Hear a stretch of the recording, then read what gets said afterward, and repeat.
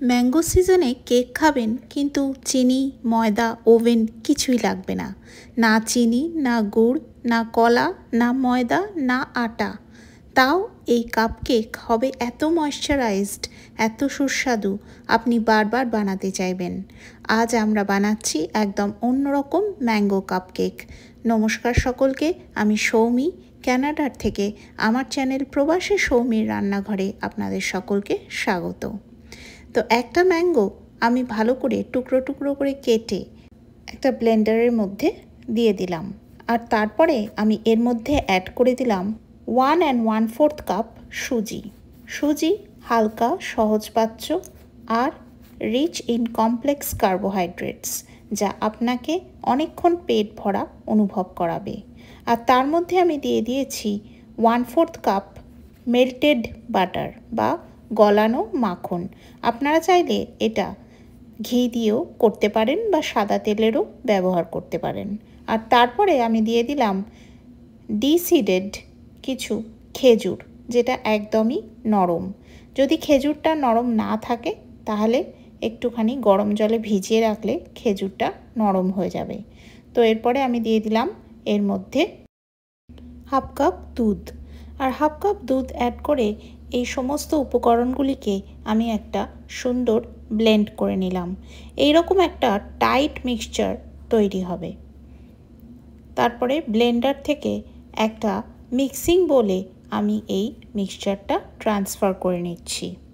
এই মিক্সচারটা একটু resting time দিতে হবে, যেহেতু এটা ময়দা বা আটা ছাড়া সুজি দিয়ে তৈরি করা হচ্ছে, তাই অন্তত 15 থেকে 20 মিনিট রেস্টিং টাইম দিলে খুব ভালো হয়। আর যদি একদম হাতে সময় না থাকে তাহলে রেস্টিং টাইম না দিলেও কিন্তু হয়ে যাবে। তো যতক্ষণ আমি রেস্টিং টাইম দিয়েছি ততক্ষণ আমার কাছে এরকম কিছু বাটি আছে স্টিলের। সেই বাটিগুলোকে আমি একটুখানি মেল্টেড বাটার বা গলানো মাখন দিয়ে আমি একটুখানি গ্রিস করে নিচ্ছি। আর তারপর কিছুক্ষণ পরে যখন রেস্টিং টাইম হয়ে গেছে, তখন আমি এই ব্যাটারটা বা মিক্সচারটার মধ্যে দিয়ে দিচ্ছি 1 টিস্পুন বেকিং পাউডার। আমি কিন্তু এখানে বেকিং সোডা অ্যাড করছি না, আমি শুধুমাত্র বেকিং পাউডার অ্যাড করলাম 1 টিস্পুন। বেকিং পাউডারটা অ্যাড করার পরে আবার একটুখানি হালকা হাতে এটা মিক্স করে নিচ্ছি। আর এইটা মাথায় রাখবেন যে বেকিং পাউডার অ্যাড করার পরে বেশিক্ষণ এই মিক্সচারটা কিন্তু রেখে দেবেন না। এবারে আমি প্রত্যেকটা বাটির মধ্যে বেশ কিছুটা করে এই ব্যাটারটা ঢেলে নিচ্ছি।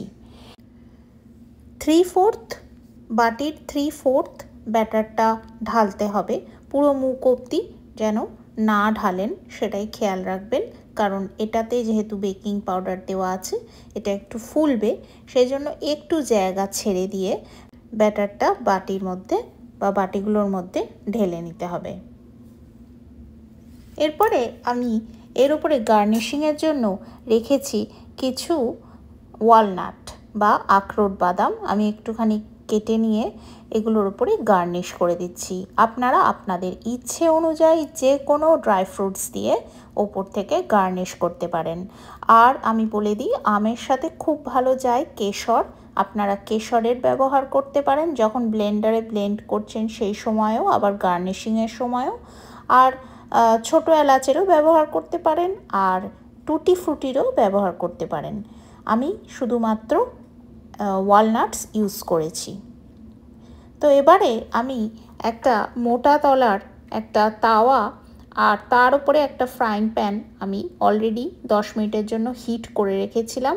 তার মধ্যে এই বাটিগুলো বসিয়ে আর একটা তাওয়া দিয়ে ঢাকা দিয়ে আমি 40 মিনিট মতন বেক করে নিয়েছি। আর তারপরে আমি এইভাবে একটা কাঠি পেয়ার্স করে আমি দেখিয়ে দিচ্ছি যে পুরোপুরি কেকটা কিন্তু একদম ডান, একদমই কিন্তু লেগে নেই এই কাঠির মধ্যে। তার মানে হচ্ছে কেকটা একদম কিন্তু 100% ডান। এটা করতে একদম 40 থেকে 45 মিনিট টাইম লাগবে, একদম লো আছে।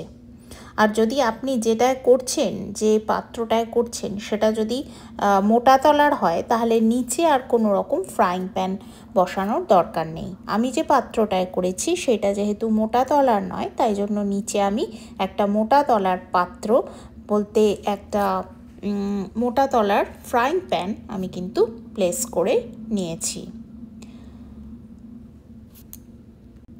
আমার কেকগুলো কিন্তু দারুণ পারফেক্টভাবে একদম রেডি হয়ে গেছে।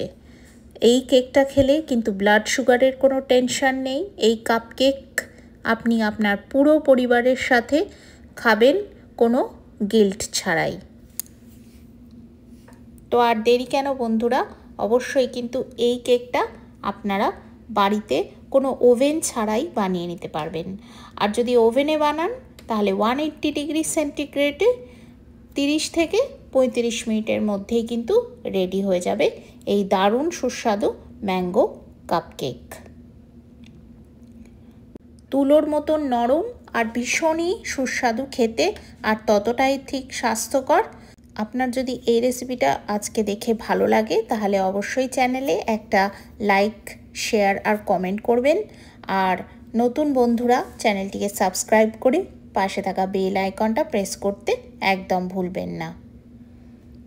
তাহলে আজকে বন্ধুরা এই অবধি আমার ভিডিও। সবাই খুব ভালো থাকবেন, সুস্থ থাকবেন, সুন্দর থাকবেন, সকলকে নিয়ে ভীষণ আনন্দে থাকবেন। আর সঙ্গে রাখবেন আমার চ্যানেল প্রবাসী সৌমির রান্নাঘর। আজ আসি, আপনারা দেখতে থাকুন।